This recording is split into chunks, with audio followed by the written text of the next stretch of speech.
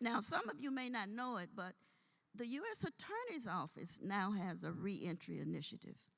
And them being the highest ranking federal law enforcement official in their, for their jurisdiction, wherever their district might be, we're very pleased today to have 2 U.S. Attorney offices represented here. And if I don't call your name and you hear from the third one that's not here yet, let me know. But at this time, I would like to bring up to give us a few greeting remarks, James Walter Green, where are the Baton Rouge people? Okay, go, hey. Okay, this is your U.S. Attorney, James Walter Green from Middle District. Would you come up, please? All right. So I'm going to give you the podium now to give greetings. And thank you very much. Thank you, Carmelita. You're welcome. Awesome. When I first met him, he was the first assistant U.S. attorney. And now he is the what? Louder, a little louder. The U.S. attorney, if you in Baton Rouge. We're glad she's never retired. She's a great cheerleader for us all, isn't she? What I want to talk to you about just very briefly is what is the federal piece. And I'll be quite frank, the federal government's been late to this idea. And because I think when you look at the Department of Justice and you look at every U.S. Attorney's offices from across the state, is what have we done for the history of the U.S. Attorney's Office? We've prosecuted cases. We've never concerned ourselves about what happened when we saw this person come back. We never concerned ourselves with what happened when the person got out of jail. All we did was take the next case and prosecute it. And so where did that lead us? Today, we have over 200,000 federal prisoners incarcerated across the United States. We spend a little over $6 billion every year housing these prisoners, and many of them are recidivists. Since 1980, the federal prison population has increased over 6-fold. So when you look at that, you look at the crime rate and you look at the violent crime rate and you say, is this really the way we're going to keep doing things? Well, I can tell you from the Attorney General's perspective and from our perspective, the answer is no.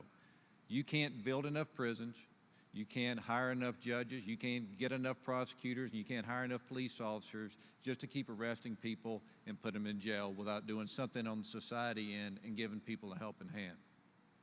There's nothing sadder to me when I see cases come in, and my first assistant criminal chief, Corey's here as well, is when I see a name that we've already prosecuted, and he's back in the system. And I always do have some concern about how did he get back here.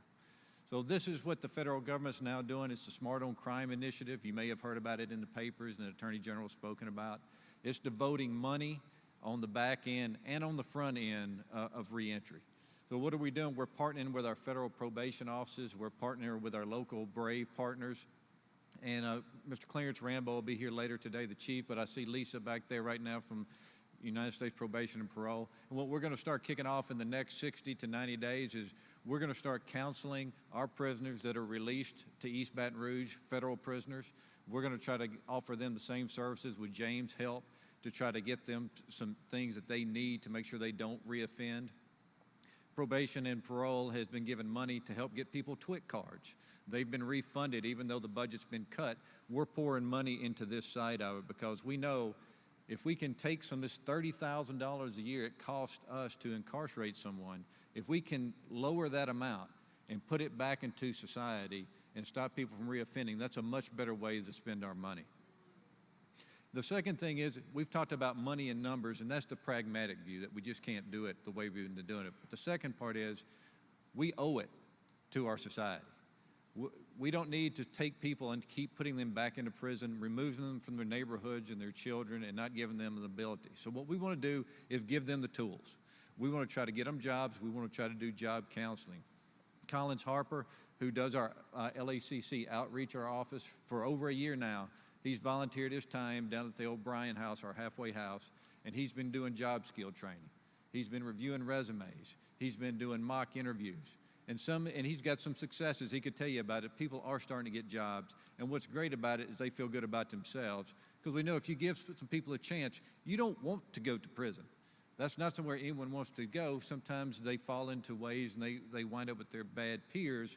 But if you give someone a chance, many of them are going to take that opportunity and run with it. The last thing I'm going to say is we want to learn from you. Many of the people are our partners here, the Louisiana Department of Corrections. As they spoke, they've been a great partner. Secretary LeBlanc, and before that, Secretary Stalder, from Katrina all the way up to the Louisiana Law Enforcement for Gun Safety, y'all have supported us for a long period of time, and we appreciate that. And now, Mr. Gillespie, if you have anything to say, I will close by saying thank you very much, and it looks like you've got a great turnout. It's very impressive to everyone who organized us here today. Thank you. I'm here representing the Western District of Louisiana. Ms. Finley Stephanie Finley is the U.S. Attorney, but she was unable to make it today. The Western District is everything west of the Mississippi River and the Atchafalaya River. It's actually the largest geographic district in this state, but it is also, it will surprise a lot of people, the greatest in population. We have over 2 million in the Western District of Louisiana. We have a number of state prisons in that district, and we have a number of federal prisons in our district. At Pollock, Louisiana, there's 3 different levels from the lowest to the most dangerous prisoners. And those people and we have a prison in Texarkana, and then people go to various places throughout the country, but they return to our district. They return to your district. They return to the Eastern District of Louisiana. That's how we're divided up federally. So we have a keen interest in not seeing those people again coming back into the system. I'm a career prosecutor, and that's what I've been doing for a long time. So we're all aware of this problem. Mr. Attorney here is giving you the overview about how we're trying to address it. In our district, we know, as a federal prosecutor, I know that you do the work. You do the work on this. And y'all are doing a great job, and we want to be able to build that linkage and networking and community feeling among everybody throughout the district. And that's why I'm here today, to learn from you. Thank you.